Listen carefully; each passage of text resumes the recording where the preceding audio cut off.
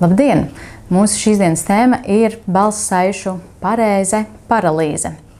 Droši vien esat dzirdējuši situācijas dzīvē par to, ka cilvēks pēc vairogdziedzera operācijas vairs nespēja parunāt tikpat skaidri, saprotami, skaļi, kā tas ir noticies iepriekš.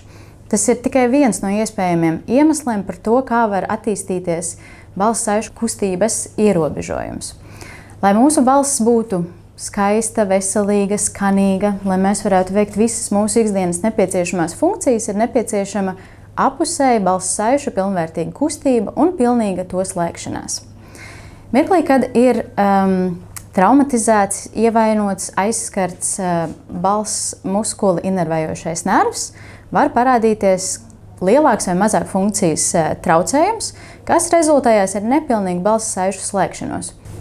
Ja ir ietekmēts balss saites kustīgums, mums runājot, notiek nepilnīga balss saišu slēgšanās un savstarpēji starp saitēm paliek nevajadzīga, iegarana, platāka, mazāk plata sprauga, un līdz ar to veidojās balss piesmakums uz pārelpas fona. Tas varētu skanēt aptuveni šādi, kad ir pārelpa, mums ir nespēja projicēt mūsu balsi, balsī iztrūkst spēks. Ja mēs to gribam padarīt spēcīgāku, tad mēs viņu savalkam un mūs tik un tā nedzird, un mēs iedzīvojamies vēl lielākā diskomfortā saistībā ar mūsu balss problēmām. Ko mēs varam darīt?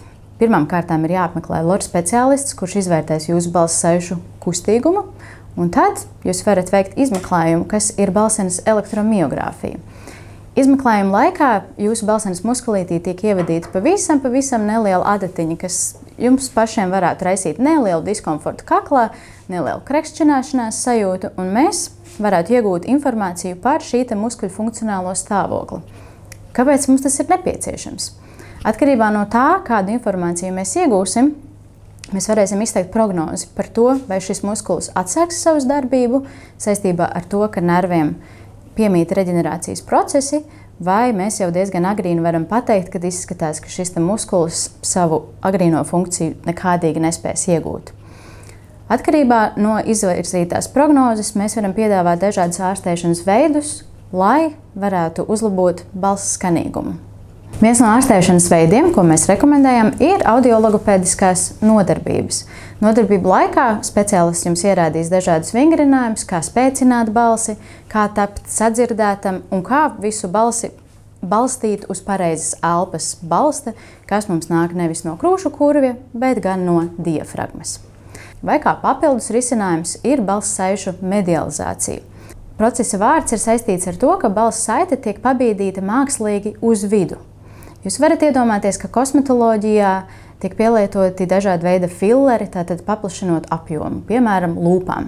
Līdzīga principa un darbības filleri var tikt ievadīti blakus balss saitei, tādējādi to mākslīgi it kā pastumjot uz viduslīniju, un līdz ar to tajā mirklī, kad mēs runājam, veidojas pilnīgs balss saišu slēgums, un mēs varam atgūt savu iepriekšējo balsi. Un ir vēl viens ārstēšanas veids. Ārsts ķirurgs Lors var jums pārstādīt nervu no kādas citas daļas jūsu ķermenī, kas ir funkcionējoša, atbilstoši izvērtēta jūsu balsenei, to savienojot ar apkārtējiem nerviem, un tādējādi tiek iegūta jauna reinervācija jūsu balsenē un balss saišu kustīgums un atgūta balss nepieciešamā līmenī.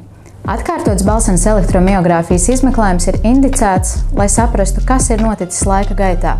Vai mēs vērojam, ka nervs veic reģenerācijas procesus, vai izvēlētā, piemēram, balss terapija ir vainagojusies ar panākumiem, un tas var kalpot jums kā papildus stimuls turpināt uzsākto grūto darbu, kas jūs novadīs pie patīkamiem darba augļiem.